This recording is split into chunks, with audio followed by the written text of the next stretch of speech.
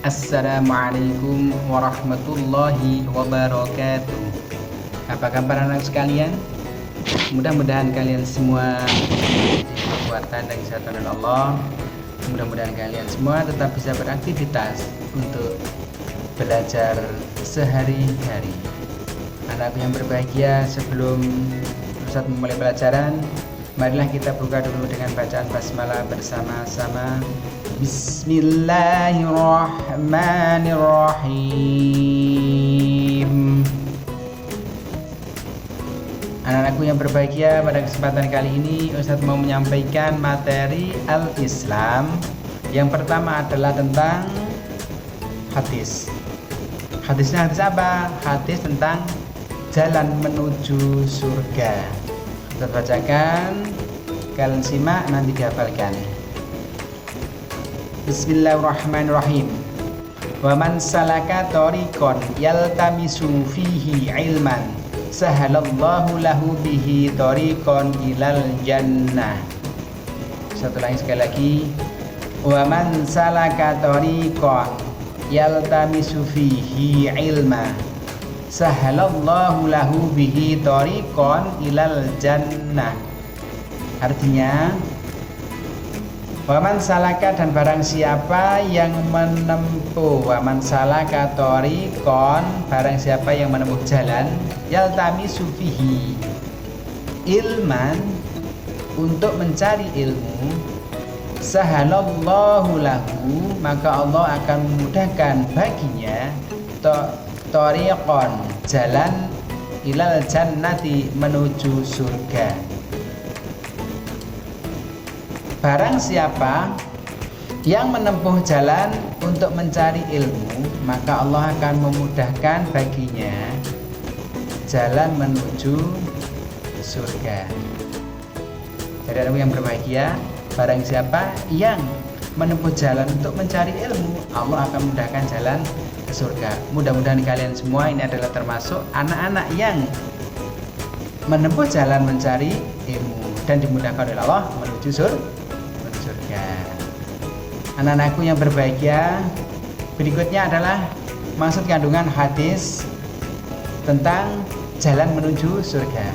Yang pertama, dengan menempuh jalan mencari ilmu, Allah akan memudahkannya masuk surga. Makanya pahalanya orang yang menuntut ilmu adalah masuk surga. Makanya jangan malas. Ingat, jangan malas, karena jaminannya adalah masuk surga. Yang nomor dua, menuntut ilmu adalah sebab seseorang mendapatkan hidayah, dan hidayah inilah yang mengantarkan ke surga. Karena siapapun yang masuk surga itu adalah hidayah, sudah ditentukan oleh Allah. Yang nomor tiga, menuntut suatu ilmu akan mengantarkan pada ilmu yang lainnya, yang dengan ilmu tersebut akan mengantarkan pada surga. Ketika kita belajar Al-Quran, contoh, maka ilmu yang lain juga akan kita pelajari, dan dengan banyaknya ilmu kita dapat hidayah. Dengan hidayah itu kita menjadi orang pilihan, menjadi orang yang baik, menjadi orang yang beriman, sehingga mengantarkan kita ke surga. Berikutnya adalah dengan menuntut ilmu, Allah akan memudahkan jalan yang nyata menuju surga. Nyata jalannya, kita udah tahu jalannya, karena hanya orang yang berilmu lah yang bisa melihat jalan yang nyata. Apa jalan yang nyata itu? Yaitu saat melewati sirat. Apa sirat itu?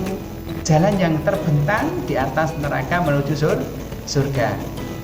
Hanya orang yang berilmu dan beramal solehlah yang akan selamat melewati jalan itu, yaitu sirat, yang dikenal dengan siratal mustaqim, jalan yang lurus. Anak-anakku yang berbahagia, selanjutnya adalah manfaat ilmu bagi kehidupan.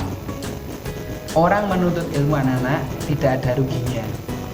Tidak ada ruginya di dunia maupun rugi di akhirat, tidak ada. Semuanya akan menguntungkan. Apa manfaatnya? Yang pertama, Allah akan meninggikan derajat orang yang berilmu. Ketika di dunia, orang-orang yang berilmu itu akan ditinggikan derajatnya, diberi kemanfaat ilmunya dan keberkahan ilmunya. Yang nomor dua manfaatnya apa? Orang yang berilmu akan mendapatkan seluruh kebaikan. Seluruh kebaikan. Semua orang tunduk, semua orang menghargai, semua orang menyanjung, dan semua orang menghormati. Hanya orang yang berilmu lah yang dihormati orang. Manfaat yang nomor tiga adalah mendapat pahala yang tak terputus. Ya, mendapat pahala yang tidak terputus walaupun orangnya sudah meninggal, karena ilmunya masih digunakan oleh orang lain. Itulah manfaat ilmu. Berikutnya anak yang berbahagia adalah 4 kunci jalan menuju surga. Ternyata menuju surga itu ada kuncinya. Apa kuncinya? Yang pertama adalah ilmu. Ilmu menduduki nomor urut 1. Sehingga menuntut ilmu hukumnya wajib. Mulai dari buayan ibu, ayunan ibu, sampai meninggal dunia tetap wajib menuntut ilmu. Kunci yang nomor 2 apa? Amal. Yang membawa kita menuju surga adalah amal kita selama di dunia, atau amal jariah yang akan membawa ke surga. Kunci yang nomor 4 adalah dakwah. Dakwah itu apa? Dakwah itu orang yang selalu memberi nasihat, mengajak kepada kebaikan, dan meninggalkan yang dilarang oleh Allah. Makanya kalian semua adalah pendai, pendakwah, minimal untuk diri kita sendiri, untuk diri kita, keluarga kita, lingkungan sekitar kita. Kita harus bisa memberikan nasihat yang baik kepada orang lain, mengajak orang lain pada kebaikan, dan mengajak orang lain agar tidak melakukan sesuatu yang dilarang oleh Allah. Kunci yang nomor 4 adalah sabar. Hanya orang-orang yang sabar yang disayang oleh Allah. Sabar dalam menerima ujian dari Allah, dan sabar dalam menjalankan perintah Allah.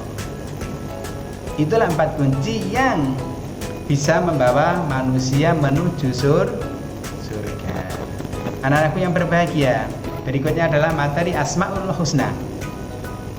Asmaul Husna yang pertama adalah Al-Qadiru. Apa artinya Al-Qadiru?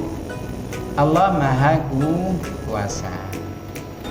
Yang nomor 2, Allah adalah zat yang menciptakan alam semesta dan yang menguasainya. Allah Maha Kuasa, menguasai semua alamnya, menguasai semesta alam. Semua adalah kekuasaan Allah. Kita tidak punya kuasa apa-apa.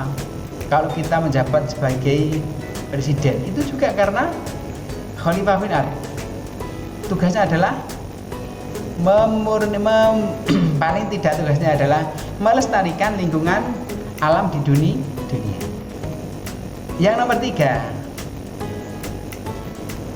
jadi Allah Subhanahu wa Ta'ala Maha Kuasa atas seluruh alam semesta beserta semua makhluknya. Itu adalah Asmaul Husna Al-Qadiru. Yang nomor 2 adalah Asmaul Husna Al-Muqtadiru. Apa artinya Al-Muqtadir? Allah Maha Kuasa atas segala sesuatu. Maksudnya apa? Menampakkan kuasanya dengan melakukan hal yang Dia kuasai. Semua alam dan isinya adalah kekuasaan Allah. Kalau Allah mau membuat hujan, itu juga kuasa Allah. Allah memberikan bencana alam berupa banjir, itu juga kuasa Allah. Apapun yang diberikan Allah kepada kita, kita tetap harus bersyukur karena segala sesuatu ada hikmahnya untuk kita semua.